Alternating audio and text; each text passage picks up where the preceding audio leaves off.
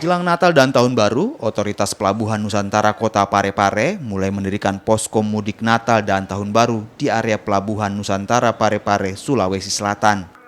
Posko didirikan untuk mengantisipasi lonjakan penumpang dan penerapan protokol kesehatan di Pelabuhan Nusantara Parepare. Otoritas pelabuhan juga menyiapkan petugas untuk memeriksa suhu tubuh penumpang dan melewati bilik disinfektan. Libur Natal dan Tahun Baru juga dimanfaatkan sejumlah tenaga kerja dari Malaysia dan Kalimantan untuk kembali ke kampung halamannya.